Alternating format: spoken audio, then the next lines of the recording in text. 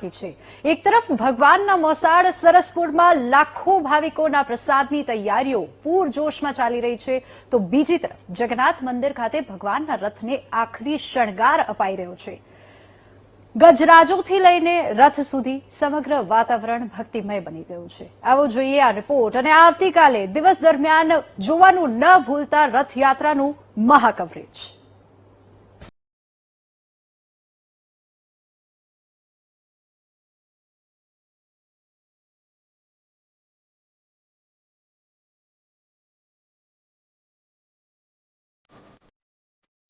ભગવાન જગન્નાથજીની 149મી ભવ્ય રથયાત્રાને લઈને સમગ્ર અમદાવાદમાં ઉત્સાહનો માહોલ છે। ભગવાનના મોસાળ ગણાતા સરસપુરમાં ભાવિકોના સ્વાગત માટે જોરશોરથી તૈયારીઓ ચાલી રહી છે। અલગ અલગ 26 પોળમાં રસોડા ધમધમી રહ્યા છે।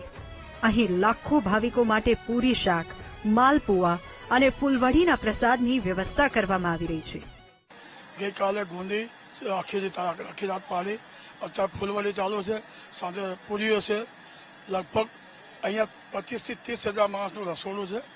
અહીંયા 1500 કિલો જેટલી ફૂલવડી છે, 2000 કિલો જેટલી ગુંદી છે, 1800 જેટલું શાક છે, પૂરી છે, તેમજ છાશ, પાણીની બોટલો, તમામ વસ્તુ આજ આખી રાત 200-250 બહેનો આવશે પૂરી બનાવવા। એ ઓટોમેટિક પૂરીનો લોટ બનાવીએ છીએ અને અમારી યુવક મંડળના 200થી વધારે લોકો કામ કરે છે। બધા આખા સરસપુરમાં 20 થી 26 જગ્યાએ થાય છે। 1.5 થી 2 લાખ માણસો પહોંચે છે। અંદાજે 1.5 થી 2 લાખ ભાવિકો, ખલાસીઓ અને સાધુ સંતો પ્રસાદ ગ્રહણ કરશે। સેવાભાવી લોકો છેલ્લા ઘણા દિવસોથી આ આયોજનને સફળ બનાવવા સતત કાર્યરત છે। મોસાળમાં ભગવાનના આગમનને લઈને દરેક પોળમાં ભક્તિ અને સેવાનો અનોખો માહોલ જોવા મળી રહ્યો છે।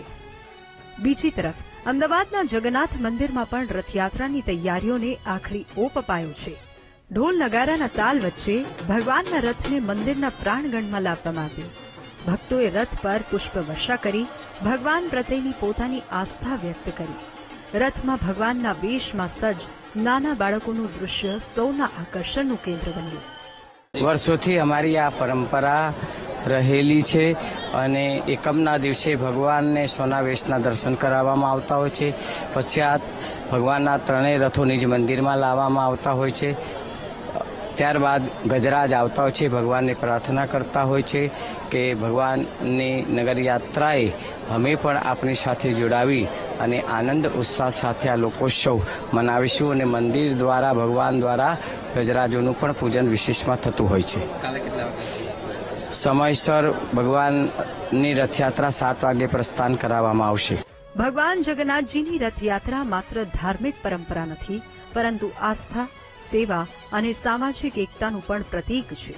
મોસાળથી લઈને મંદિર સુધી દરેક તૈયારીઓ હવે પૂર્ણતાના આરે છે અને હવે સૌની નજર ભગવાનના ભવ્ય નગર ભ્રમણ પર મંડાઈ છે। અમદાવાદથી પાર્થ જાની અને શુભમ ભટ્ટનો રિપોર્ટ, વીટીવી ન્યૂઝ।